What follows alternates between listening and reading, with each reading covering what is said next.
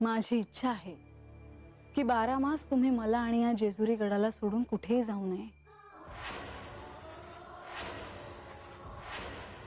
आणि तुम्ही मला वचन दिले आहे की तुम्ही माझी इच्छा पूर्ण कराल।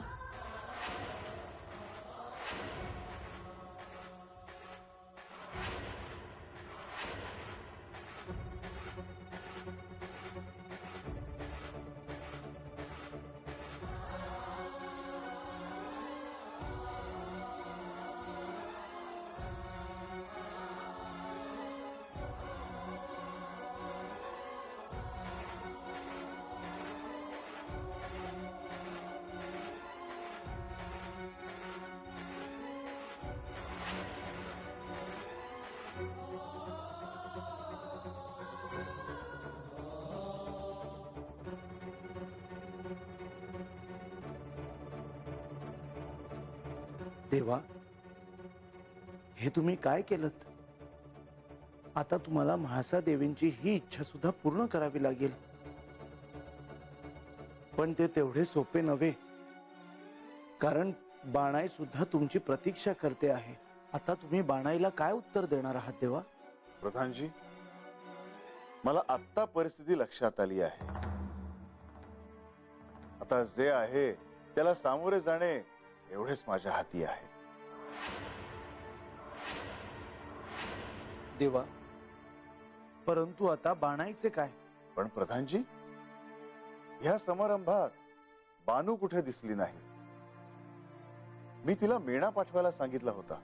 देवा, मी तशी व्यवस्था केली होती, परंतु म्हाळसा देवींनी मेणा पाठवण्यास नकार दिला आहे। पण बानू जर गडावर यायला निघाली असेल तर?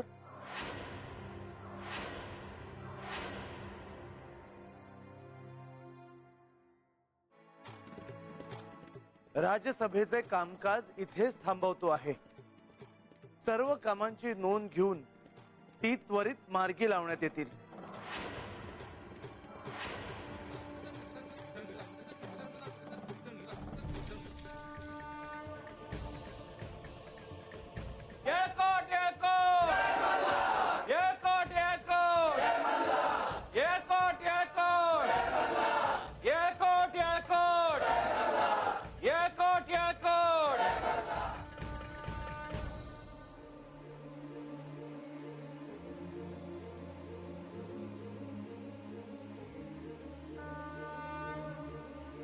यांनी सर्वांसमक्ष मला काय हवे आहे ते विचारले। आता त्यांना मी जे मागितले आहे त्याला नकार देणे शक्य नाही। आता ते जेजुरी गड सोडून कुठेही जाणार नाही। याचाच अर्थ गड सोडून त्यांना आता बानूकडे देखील जाता येणार नाही।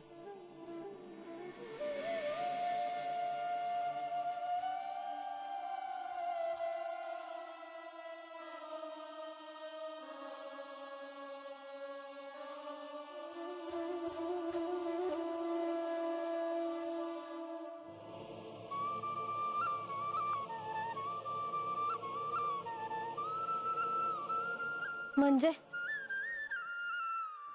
दरवाजाजवळ जाऊन बघ ना, कोणी येतंय का?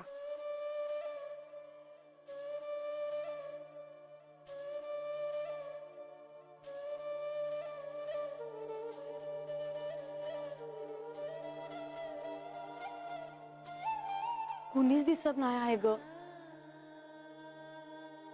पर तू काळजी नका करूस। अगं, आज इतकं लोक देवासनी भेटायला येत्याल, म्हणजे कामाची लगबग असणार। अगं, पर त्यांनी कुणासनी बी धाडलं नाही का अजून? देवानी सांगितलं आहे ना। मग ते तुझ्यासाठी मेना पाठवत्याल आणि तुला गडावर बोलवून घेत्याल बघ। मला तर वेगळीच काळजी लागून राहिली आहे। म्हाळसा ताईसने आवडेल ना बघ मी गडावर गेली तर? तो विचार नका करूस। देवानी तुला बोलवलं आहे आणि तू जाणार आहेस।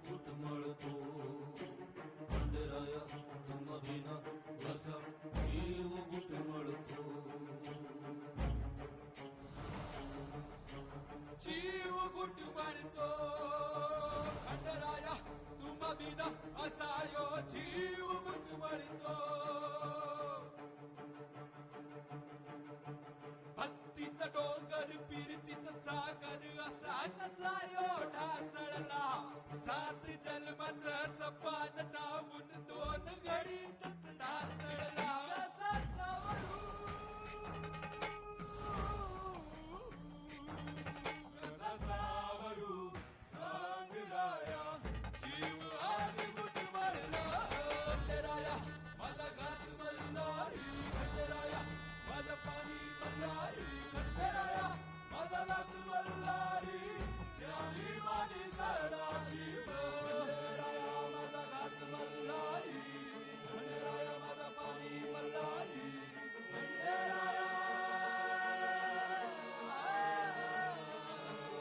खंडेराया माझा घास मल्हारी खंडेराया माझं पाणी मल्हारी खंडेराया माझा घास मल्हारी त्याली माझी सडा जीव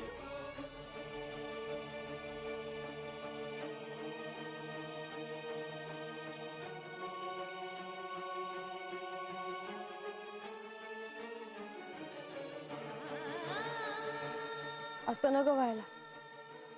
का देवांनी बोलवलं हाय आणि मी आज गेले नाही.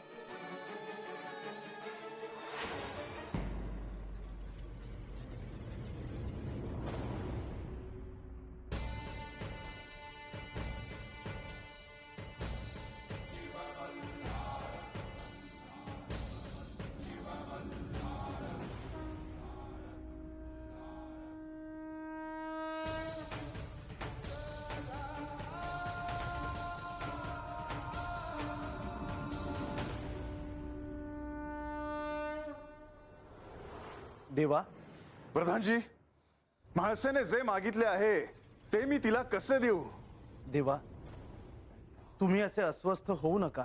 प्रधानजी, माझ्या मौनाचा अर्थ म्हाळसेने होकारार्थीच घेतला आहे. तिने जे मागितले आहे त्याला माझा होकार आहे असे तिला वाटत आहे. होय देवा, आता हा गड सोडून तुम्ही कुठेही जाणार नाही असं त्यांना वाटतं आहे. की जे अयोग्य आहे. प्रधानजी, मी असे नाही करू शकत.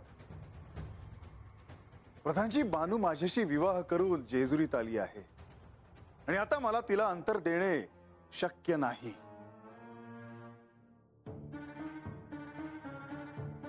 हे मला समजते आहे देवा, परंतु म्हाळसा देवींनाच ते नको असावं आणि म्हणूनच त्यांनी बाणाईला गडावर येण्यासाठी मज्जाव केला आहे. प्रधानजी, मी राजसभेत येण्यासाठी मेणा पाठवेन असे बानूला सांगितले होते. बानू राजसभेत येईल, साऱ्या प्रजेची, सर्व मंत्र्यांची तिची औपचारिक ओळख होईल असे मला वाटले होते.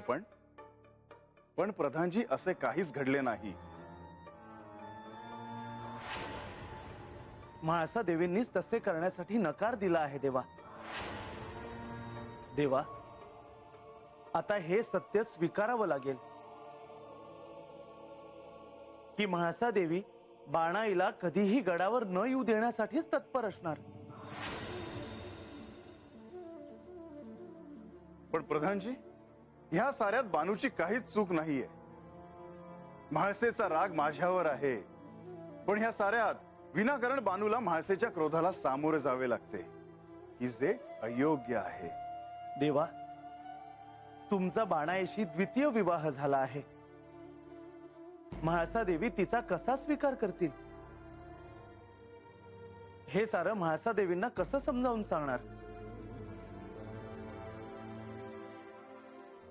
प्रधानजी, आता काय करावे? देवा, ह्यावर मार्ग काढणं वाटतं तितकं सोपं नव्हे. पण प्रधानजी, ह्यातून काहीतरी मार्ग काढायलाच हवा. प्रधानजी, मी बानूला वचन दिले आहे की मी परत येईन. ती माझी प्रतीक्षा करत आहे. मला तिला एकटं सोडून चालणार नाही. लतिका, लतिका, लतिका. काय झालं म्हाळसा? लतिका, माझा अत्यंत महत्वाचा निरोप आहे. तो तुला साऱ्या सेवकांपर्यंत पोहोचवायचा आहे. कोणता निरोप? हे गडावरून कुठेही जाणार नाही याची सारी व्यवस्था करायला घ्या. काय म्हाळसा, असं काय झालं आहे? लतिका, आज राजवाडा त्यांनी सगळ्यांसमोर माझे कौतुक केले. हे इथे नसताना जेजुरीचे दायित्व मी उत्तमरित्या पार पाडले म्हणून हे आनंदी होते. आणि खरोखरच तू तुझे दायित्व उत्तमरित्या निभावले आहेस म्हाळसा. म्हणूनच त्यांनी आज राजवाड्यात साऱ्यांसमक्ष माझं भरभरून कौतुक केले आणि प्रसन्न होऊन मला विचारले की तुला काय हवे आहे. मी त्यांना सांगितले की तुम्ही गड सोडून कुठेही जाणार नाही. आणि देव हो म्हणाले. मला जे हवे होते ते सांगून मी निघाले. म्हणूनच तू माझा निरोप साऱ्या सेवकांपर्यंत पोहोचव. हे बानूकडे जाता कामा नये. त्यासाठी गडाचे दरवाजे बंद करायला लागले तरीही करा. हे गड सोडून कुठेही जाता कामा नये. हो म्हाळसा, तुझा हा निरोप मी आत्ताच साऱ्या सेवकांना आणि द्वारपालांना देऊन येते. लतिका,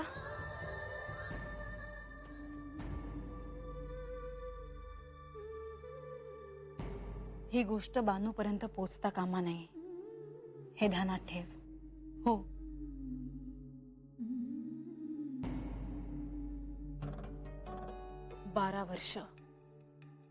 12 वर्ष मी तुमच्या विरहात घालवली. आता मला तुमचा सहवास हवा आहे. आणि आता त्या बानूलाही कळेल की मी हा विरह कसा सहन केला असेल ते. प्रधानजी, मला असे वाटते की बानूला भेटून जे काही घडलं आहे त्याची कल्पना द्यावी. होय देवा, आत्ता तरी हाच मार्ग दिसतो आहे. बाणायला भेटून आल्यानंतर म्हाळसा देवींशी बोलून काय मार्ग काढता येईल ह्याचा नंतर सविस्तर विचार करता येईल.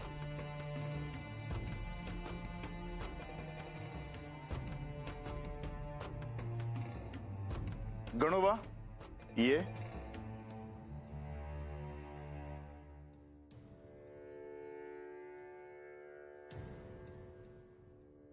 गणोबा, माझ्या प्रस्थानाची व्यवस्था करा. मी बानूला भेटायला गडाच्या मध्यवर जात आहे.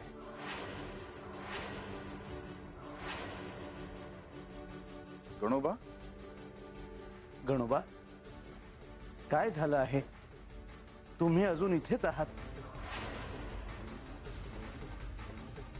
काही सांगायचे आहे का? वय देवा, पर कसं सांगावं ह्याचाच विचार करतोय बघा. गणोबा, मनात कोणताही संकोच न बाळगता जे काही आहे ते स्पष्ट सांगा. देवा, म्हाळसा देवींची आज्ञा आहे का गडाचा दरवाजा बंद करून घ्या?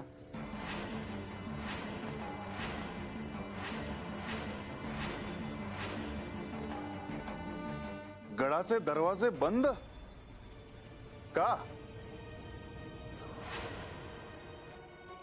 गणोबा, तुम्हाला दडपण घ्यायची काहीच आवश्यकता नाही. तुम्ही केवळ तुमचे कार्य करत आहात.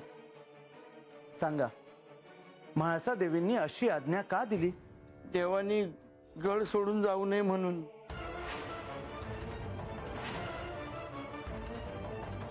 देवा, आता तुम्हीच सांगा की म्या काय करावं? तर म्या सांगितलं गडाचा दरवाजा उघडा तर देवी माझ्यावर रागावते.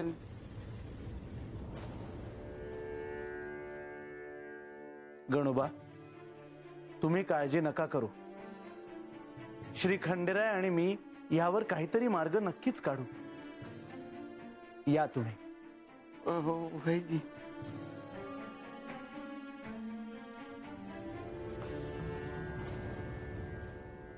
प्रधानजी, आता माझ्या सहनशीलतेच्या पलीकडे जाऊ लागला आहे.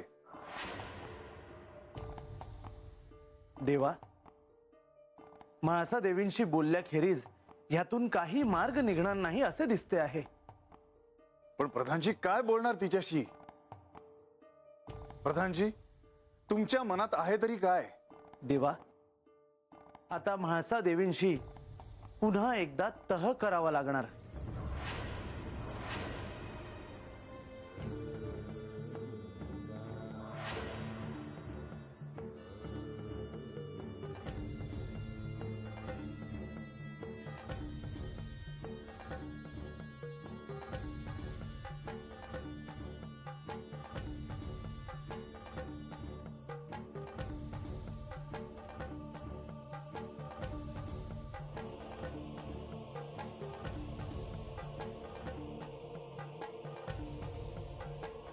म्हणजे तुला काय वाटतं ग, मला गडावर जायला मिळेल का? देव माझ्यासाठी मेना पाठवतील का? देवाने सांगितलं आहे तर खोटं कसं होईल? पर समते गेले बी गडावर. मी तुझी समजूत काढत होते, पर मला बी काळजी वाटते. काहीतरी बिनसलं आहे बघ. मला बी धाकधूक होतीच ग, कारण हा तर म्हाळसाताईंचं राज्य आहे आणि त्या म्हणत्याल तसंच होईल. पर देव तुझी वाट बघत असत्याल तर? मला काय बी कळत नाही. असं वाटतंय आत्ता निघावं थेट गडावर जावं. नग नग असं नग करूस. अजून वाट बघूयात आपण. काय होईल मी गेले गडावर तर? देवांनीच बोलवलं आहे ना मला. गडाची पायरी बी चढू दिली नाही तुला, हे विसरू नगस.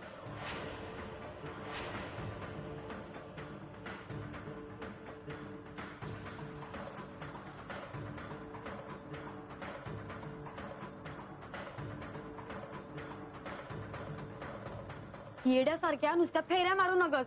मग काय करू मी? गडावर नाही गेलीस तर चालणार नाही का?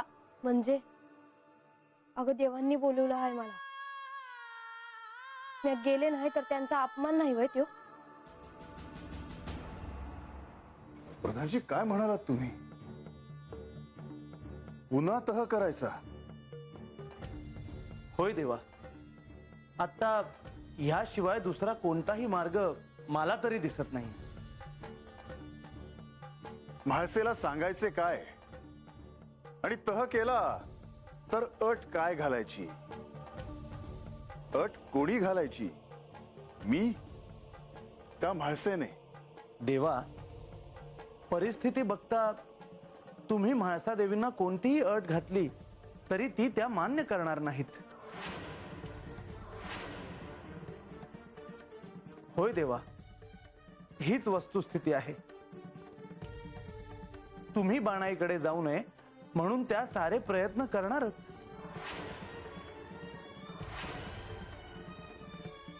म्हाळसा देवींनी तुमच्या विरहात खूप मोठा काळ घालवला आहे.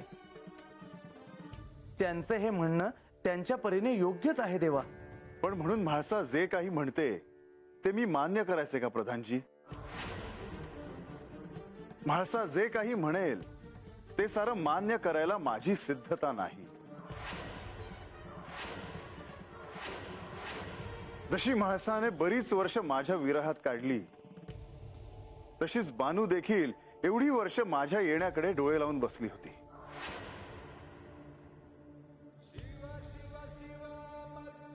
प्रधानजी, मला बानूच्या प्रेमाला देखील न्याय देणे अत्यंत आवश्यक आहे. बाणाई आणि म्हाळसा देवी या दोघींचंही तुमच्यावर नितांत प्रेम आहे. परिस्थिती कठीण आहे, परंतु योग्य तो मार्ग काढावा लागेलच.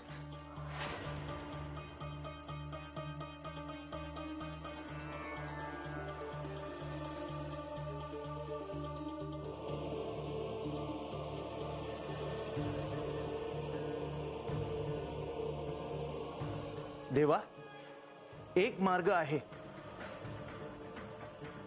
मार्ग आहे? होय देवा, मी जे सांगतो आहे ते जर तुम्ही म्हाळसा देवींना सांगितलं तर कदाचित तुम्ही त्यांचं मन वळवू शकाल. पण प्रधानजी ते कसे? सांगतो.